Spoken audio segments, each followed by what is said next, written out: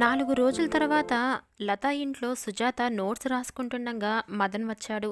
అతను వస్తూనే టేబుల్ దగ్గర కూర్చొని ఉన్న సుజాతను చూడగానే ఎంతో పరిచయం ఉన్నవాడిలా పలకరించాడు. రేపు రాత్రి మా గార్డెన్లో నేను మూన్ లైట్ డిన్నర్ ఇస్తున్నాను. మీరు తప్పకుండా రావాలి అంటూ ఆహ్వానించాడు. సుజాత తల ఊపింది. లత, మీ ఫ్రెండుని తీసుకువచ్చే బాధ్యత నీదే అన్నాడు మదన్. ఆ పని మాత్రం నా తల మీద పెట్టక బాబు. తనకి నా మాట అంటే అస్సలు విలువే లేదు అంది లత. సుజాత ఆ మాటకి కోపగించుకోలేదు. నవ్వుతూ చూసింది. లత మర్నాడు కాలేజీ వదిలేసే సమయంలో సుజాతని పార్టీకి వస్తున్నావా అని అడిగింది. సుజాత రావటం లేదన్నట్టు తల తిప్పింది. లత తర్కించలేదు, రమ్మనమని బలవంతం చేయలేదు. కాలేజీ నుంచి సరాసరి ఇంటికి వచ్చేసింది. అంతక్రితమే తండ్రితో దెబ్బలాడింది కాబోలు. మంగ ఏడుస్తూ మంచం మీద పడుకుని ఉంది. సుజాత నిట్టూర్చి కాళ్ళు చేతులు కడుక్కుని బట్టలు మార్చుకొని వంట పనిలోకి దిగింది. సుజాత మనసు పరిపరి విధాలా పోసాగింది. లత తప్పకుండా పార్టీకి వెళ్ళి ఉంటుంది. లతకి తనకి ఎంత వ్యత్యాసం! లత, మదన్ ఒక కోవకి చెందిన మనుషులు. వాళ్ళ జీవితాలు వడ్డించిన విస్తరాకుల్లా ఉంటాయి. సిటీలో ఎక్కడ ఏది జరిగినా ఉత్సాహంగా దానికి హాజరవడమే వాళ్ళ దినచర్యలో ముఖ్యమైన భాగం. ఎంత హాయిగా నిశ్చింతగా ఉంటారు వాళ్ళు. పెద్దవాళ్ళంటే భయం లేదు, చదువు మీద శ్రద్ధ లేదు. ఎందుకంటే దానిమీదనే ఆధారపడాల్సిన అవసరం వాళ్లకు లేదు. పరీక్ష పోతే మళ్ళీ కట్టవచ్చుననే ధైర్యం తప్ప డబ్బు దుబారా అనే సంకోచమే ఉండదు. తల్లిదండ్రులు బాగా సంపాదించి ఉండడంతో భవిష్యత్తు గురించి బెంగగాని భయంగాని అస్సలు లేనేలేవు. నవ్వుతూ తుల్లుతూ గడపడానికే పుట్టినట్లుగా జీవితం గడిపేస్తూ ఉంటారు. కానీ తను, చలం అన్న ఇలాంటి వాళ్ళు వాళ్లకు పూర్తిగా వ్యతిరేకం. కుటుంబాల్లో ఉన్న దిగుళ్ళు, బాధలు అన్నీ తమ తల మీదనే ఉంటాయి. ఫీజులు కట్టడానికి ఎప్పుడూ గొడవే. పుస్తకాలకి డబ్బు కావాలంటే ఏదొక పెద్ద సమస్య. కాలేజీలో డిగ్రీ కోర్సు పూర్తి చేయడం అంటే పెద్ద ఘన విజయం సాధించినట్టే. ఆ పైన ఉద్యోగాల కోసం వేటలో, వాటి మూలంగా పొందే నిరాశలో సగం ఉత్సాహం చచ్చిపోతుంది. ఒకవేళ ఏదో విధంగా ఉద్యోగం దొరికినా అది నిజ జీవితంలో ఆఖరి మజిలీ అయిపోతుంది. ఆ పైన బ్రతుకులో ఎదుగు బొదుగు ఉండదు. పెళ్ళి అయ్యి సంసారం పెరిగి పిల్లలు పుడుతుంటే వాళ్ళ కోసం పనిచేసే యంత్రాల్లా రోజులు గడిచిపోతూ ఉంటాయి. మగపిల్లలతో లత ప్రవర్తించే తీరులో చొరవ, ధైర్యం చూస్తే సుజాతకి విచిత్రంగా ఉండేది. కావాలనుకున్న వాళ్ళని దగ్గరకు తీయగలదు, అవసరం లేదనుకుంటే దూరంగా ఉంచగలదు. ఆ చాతుర్యం సామాన్యమైనది కాదు బాబోయ్. సుజాత బట్టలు కొనుక్కుంటానంటే చలం షాపింగ్కి తోడుగా వెంట వచ్చాడు. కాలేజీకి దగ్గరగానే ఉన్న షాపు అవడం వల్ల ఇద్దరూ కాలినడకనే బయలుదేరారు. సుజా, మొన్న పార్టీకి రాలేదేం అని అడిగాడు చలం. ఇష్టం లేక రాలేదు అంది ముక్తసరిగా. ఎందుకని? వాళ్ళ స్థితి వేరు, మన స్తోమత వేరు. 2 సార్లు వాళ్ళు ఖర్చు పెడితే ఒకసారైనా మనం పెట్టగలిగే సామర్థ్యం ఉండాలి. అది లేనప్పుడు దూరంగా ఉండడం నయం కదా. నిజమేననుకో, కానీ మదన్ అలాంటి వాడు కాదు. అలా ఎప్పుడు భావించడు తను. అతను అనుకోకపోయినా మన అభిమానం మనకి ఉండాలిగా. నిన్ను లత ఎప్పుడు మదన్ తోక, చెంచా అని వెక్కిరిస్తుంటే వినడానికి చాలా బాధగా ఉంది. నీ చదువు కోసం నువ్వు వేరే మార్గం ఎందుకు చూసుకోవు అంది రోషంగా. లతకి అందరినీ వెక్కిరించడం, పేర్లు పెట్టడం అదో సరదాలే. ఒకలా అది కూడా నిజమే అనుకో. లతే కాదు, నన్ను చాలామంది మదన్ చెంచా అని అంటున్నారు. అంటే అతని నేను కాస్త కూడా బాధపరచుకోదలుచుకోలేదు. ఈ అన్నవాళ్ళెవరూ నాకు సాయపడరుగా. మదన్ డబ్బు నేను తింటున్నాననే అనుకుంటున్నారే గాని అతనికి నేను చేసే చాకిరీ ఎవ్వరూ అర్థం చేసుకోరు. నా ధ్యేయం ఒక్కటే, ఎవరు ఎంతైనా నవ్వని కష్టపడి చదివి ఈ డిగ్రీ పూర్తి చేసుకొని ఉద్యోగం సంపాదించుకోవాలి. నారాయణరావు గారికి అంత డబ్బు ఉందని అంటున్నావు కదా, వాళ్ళకి అంత పెద్దిల్లు ఉంటే మదన్కి మళ్ళీ వేరే గదెందుకు? ఆయన అభిప్రాయం మదన్ ప్రవర్తనకి పొత్తు కుదరదు. ఆయన ఎప్పుడూ రెండో గొడవ లేకుండా చదువుకోమని అంటాడు. మదన్కి ఎంతసేపు స్నేహితులతో తిరుగుళ్ళు, పార్టీలు, సరదాలు కావాలి. తండ్రి కొడుకులకి అస్సలు పడనే పడదు. అందుకని తల్లి ఈ ఏర్పాటు చేసింది. ఒక్క నిమిషం ఇక్కడ నిలబడి సుజా. ఆ ఎదురుగా షాపు మదన్ సూట్ డ్రై క్లీనింగ్కి ఇచ్చాను, తీసుకోవాలి అంటూ చలం అటు వెళ్ళాడు. సుజాత షాపులో కొనుక్కునే పని పూర్తి కాగానే లత స్విమ్మింగ్ పూల్ దగ్గర ఉంటానని అంది. నన్ను అక్కడ దించి నువ్వు వెళ్ళు అంది. చలం సరేనన్నాడు. ఇద్దరూ అక్కడికి వచ్చేసరికి లత నీళ్ళల్లో ఈత కొడుతుంది. అక్కడికి కొద్ది దూరంలో మదన్ పచ్చగడ్డి మీద తెల్లటి కుర్చీలో కూర్చొని పుస్తకం తిరిగేస్తున్నాడు. సుజాతని చూడగానే అతని ముఖం ప్రసన్నమైంది. నువ్విక్కడే ఉన్నావా అన్నాడు చలం. ఈ హోటల్లో ఉన్న ఒక ఫ్రెండుని కలవడానికి వచ్చాను. లత ఇక్కడ కనిపించింది. ఇంటి దగ్గర దించాలి, ఉండమంటే కూర్చున్నాను. అబ్బో, లత స్విమ్మింగ్ మొదలుపెట్టిందే అన్నాడు చలం. ఆవిడగారు మోడలింగ్ చేస్తుందట. లావు తగ్గించుకోవడానికి డైటింగ్, స్విమ్మింగ్ మొదలుపెట్టింది. ఈ హోటల్ ప్రొప్రైటర్ వాళ్ళ నాన్నకి తెలుసట. రోజు వచ్చి ఇక్కడ స్విమ్మింగ్ నేర్చుకుంటారంటే సరేనన్నాడట. అంతలోకి లత వస్తుంది. కూర్చోండి, ఒక్క నిమిషం, ఇప్పుడే వస్తున్నా. నునుపైన శరీరం మీద నీళ్ల తడి మెరుస్తుండగా అక్కడికి వచ్చిన లత వాళ్ళ ముందు నుంచే డ్రెస్ చేసుకోవడానికి పరిగెత్తింది. చలం, దాహం వేస్తుంది అన్నాడు మదన్. వాటర్ తెప్పించినా? కూల్ డ్రింక్స్ ఉన్నాయేమో కనుక్కో. చలం వెంటనే లేచి చకచకా వెళ్ళాడు. అతను కాస్త కనుమరుగు అవ్వగానే మదన్ సుజాత వైపు చూస్తూ వెంటనే అడిగాడు. మీరు మొన్న పార్టీకి రాలేదేం? ఒంట్లో బాగోలేదు. అందమైన ఆడపిల్ల అబద్ధమాడినా అందంగానే ఉంటుందిలేండి. మీకు మా కంపెనీ ఇష్టం లేదని నాకు తెలిసింది. నేనంటే మీరు బెదిరిపోతున్నారని లత చెప్పింది. నేను రాక్షసుడిలా కనిపిస్తున్నానా? అబ్బెబ్బే, అదేం లేదు. లతకి వాచలత్వం ఎక్కువ. కారణం ఏదైనా మీరు రాని లోటు నాకు బాగా తెలిసిందండి. మనం ఒకరికి ఒకరు పరిచయం అయిన వేళ ఎలాంటిదో కానీ మీరు నాకెప్పుడు గుర్తొస్తున్నారు. సుజాత ముఖం కందినట్లయింది. నాకు నటన కానీ మొహమాటం కానీ అస్సలు తెలియవు. నా మనసులో మాటను దాపరికంగా ఉంచుకోలేను. నేను చూసిన ఆడపిల్లలందరిలోనూ మీరు చాలా వేరుగా ఉన్నారు. సింపుల్గా చెప్పాలంటే ఐ లైక్ యూ సుజాత. చప్పున చుట్టూ చూసింది. అదృష్టవశాత్తు దగ్గరలో ఎవరూ లేరు. దూరం నుంచి లత వస్తుంది. ఇటు నుంచి చలం కూడా హోటల్ బాయ్తో కూల్ డ్రింక్స్ పట్టించుకొని వస్తున్నాడు. నన్ను మరీ రాక్షసుడిలా చూడకండి ప్లీజ్, తగ్గు స్థాయిలో అన్నాడు మదన్. ఏమిటి చెప్పుకుంటున్నారు అంటూ వచ్చింది లత. సుజాత చెంపల మీద ఎరుపు లత దృష్టిని దాటిపోలేదు. నీ గురించే చెప్తున్నాను. నువ్వు చాలా చెడ్డదానివని అంటున్నాను. నీకంటే మాత్రం ఏం కాదు అని చెప్పబోయావా? మదన్ నిస్సహాయంగా సుజాత వైపు చూశాడు. చూశారా, నాకున్న ఫ్రెండ్స్ ఇలాంటి వారే. నా డబ్బు ఖర్చు పెట్టిస్తూ నన్ను ఉపయోగించుకుంటూ నన్నే వేలెత్తి చూపిస్తారు. ఈ పెద్ద మనిషి మాటలు నమ్మకు సుజా.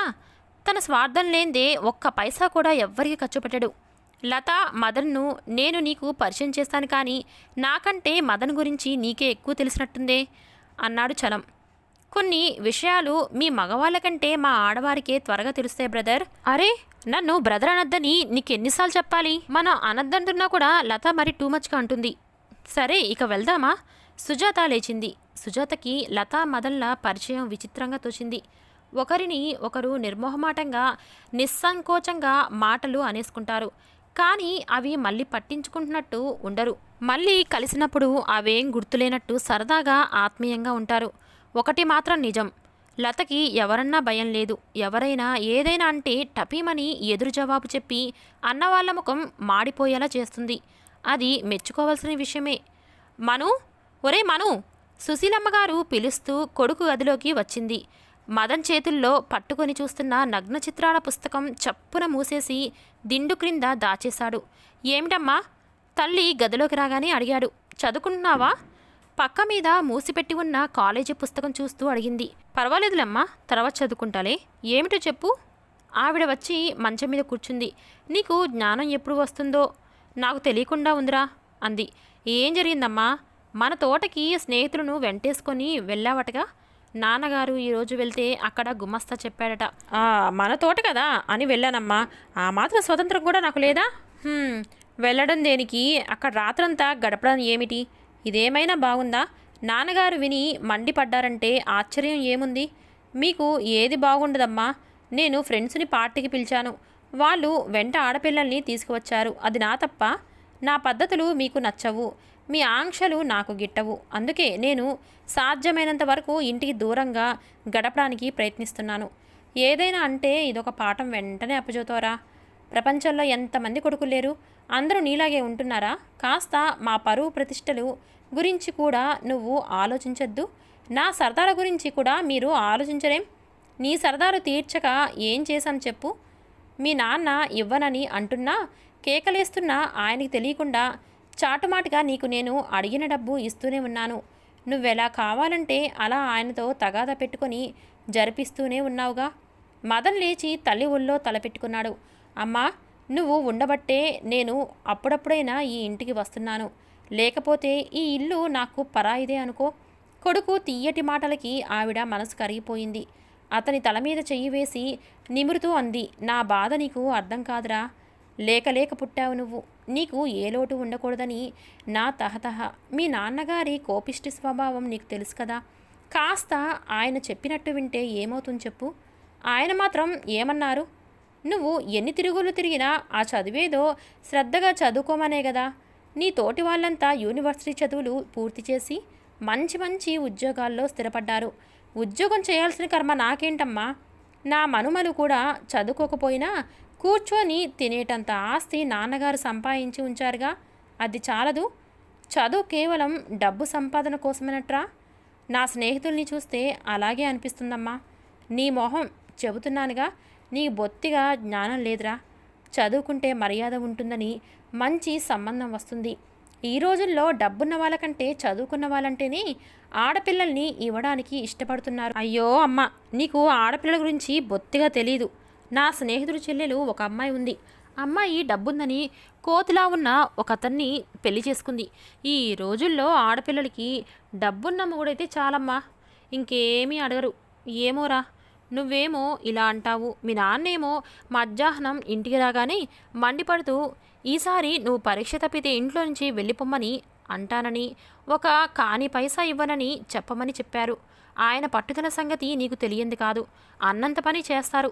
చెయ్యని వీధుల్లో అడుక్కు తింటాను. ఫలానా నారాయణరావు గారి అబ్బాయి అడుక్కు తింటున్నాడంటే అప్పుడు ఆయన పరువు ఏమవుతుందో ఆలోచించుకోమను. పట్టుదల ఆయనకే కాదు, నాకు ఉంది. మీ ఇద్దరి స్వభావాలు చుక్కెదురు అవడంతో మధ్యలో సర్ది చెప్పలేక నా ప్రాణం పోతుంది.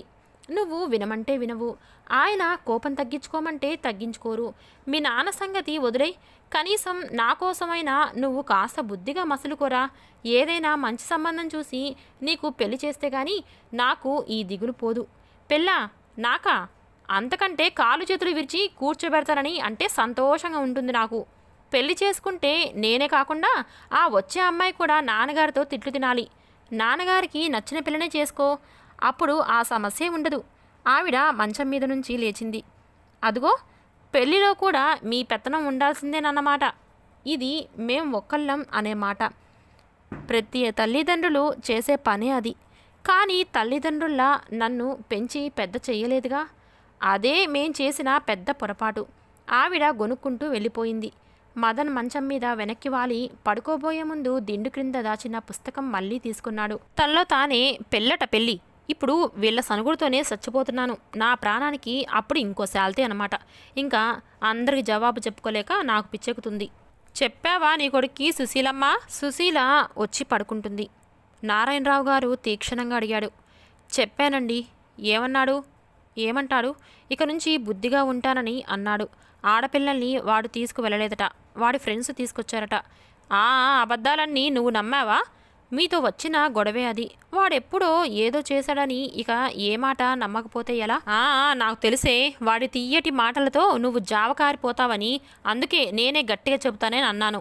బుద్ధి తెలిసిన పిల్లాడితో అంతకంటే గట్టిగా ఏం చెబుతామండి? బుద్ధి తెలిసిన వాడా? వాడికి బుద్ధి ఉంటే ఇలాంటి పరువు తక్కువ పనులు చేస్తాడా? ఏదో చిన్నతనం, పెళ్లి చేసేస్తే సరి, వాడే దారికి వస్తాడు. పెళ్ళా వాడికా? ఇప్పుడు మనం పడుతున్న బాధ చాలలేదా తల్లి? ఇందులో ఇంకొకరిని కూడా ఇరికించాలా? మీది మరీ విచిత్రమండి. ఎల్లప్పుడూ ఒకే రకంగా ఉంటాడా? బాధ్యత మీద పడితే వాడే దోవగా వస్తాడు. కాస్త మంచి పిల్లని చూసి చేస్తే సరి. నీ కొడుకు కోసం ఒక అమాయకురాలి జీవితం బలిపెట్టాలంటావా? నా కంఠంలో ప్రాణం ఉండగా ఆ పని జరగదు. వాడి కుదురొచ్చే వరకు పెళ్ళి మాటే లేదు. ఆయన ఖచ్చితంగా చెప్పేస్తాడు. సరే, మీ ఇష్టం, ఆవిడ విసుగ్గా అంది. కొడుకు చేసిన దానికంటే భర్త అనడం మరీ ఎక్కువగా ఉంది అని ఆవిడ అభిప్రాయం. పిల్లలు సరిగ్గా ఉంటే సమస్య లేదు. సరిగ్గా ఉండని పిల్లలతోనే సహజంగా తెలివిగా ప్రవర్తించాలి.